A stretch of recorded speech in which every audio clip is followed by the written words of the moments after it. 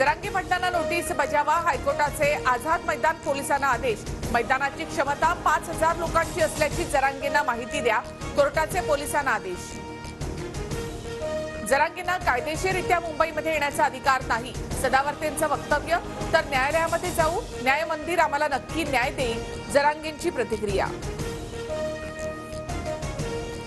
विशेष अधिवेशन घेऊन मराठा आरक्षणावर तोडगा काढू, जरांगेंनी आंदोलन टाळावं, शिंदेंचं आवाहन। तर जरांगेंच्या अनेक मागण्या मान्य, लोणावळ्यामध्ये त्यांनी गुलाल उधळण्यासाठी यावं, केसरकरांचं वक्तव्य।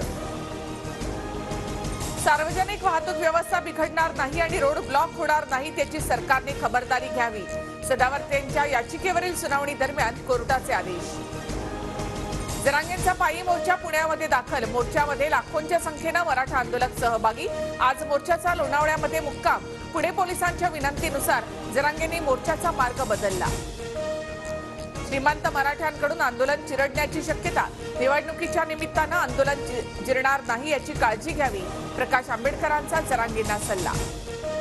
जरांगेंच्या दबावामध्ये येऊन निर्णय घेतल्यास सरकारने विश्वासघात केला हे सिद्ध होईल, म्हणून आमचाही मोर्चा सरकार विरोधातच निघणार, प्रकाश शेंडगे यांचा दावा। मेळावा घेण्यावरून ओबीसी नेत्यांमध्येच 2 गट पडल्याची चर्चा, सलग 3 मेळाव्यांना भुजबळांची गैरहजेरी, आयोजनाची माहिती न दिल्यामुळे गट पडल्याच्या चर्चांना उधाण। बारामती अॅग्रो कारखाना प्रकरणी रोहित पवारांची ईडी चौकशी सुरू, राष्ट्रवादी कार्यालयाच्या बाहेर कार्यकर्त्यांची मोठी गर्दी, सरकार विरोधात घोषणाबाजी।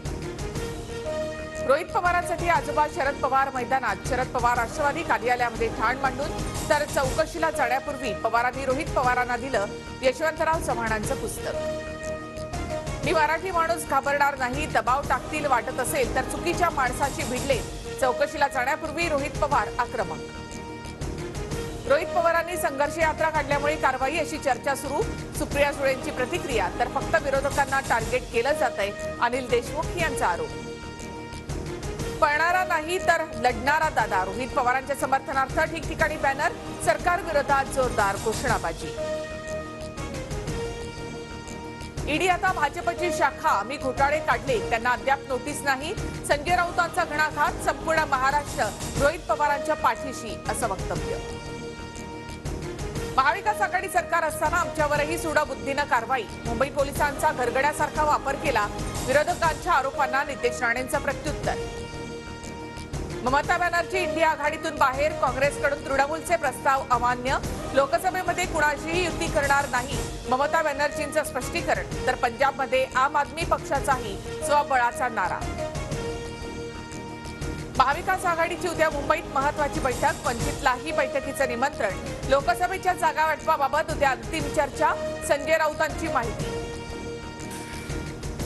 महाराष्ट्राचं मंत्रिमंडळ 5 फेब्रुवारीला अयोध्येमध्ये जाणार, मुख्यमंत्री शिंदेंसह सर्व मंत्री अयोध्येमध्ये रामलल्लाचं दर्शन घेणार।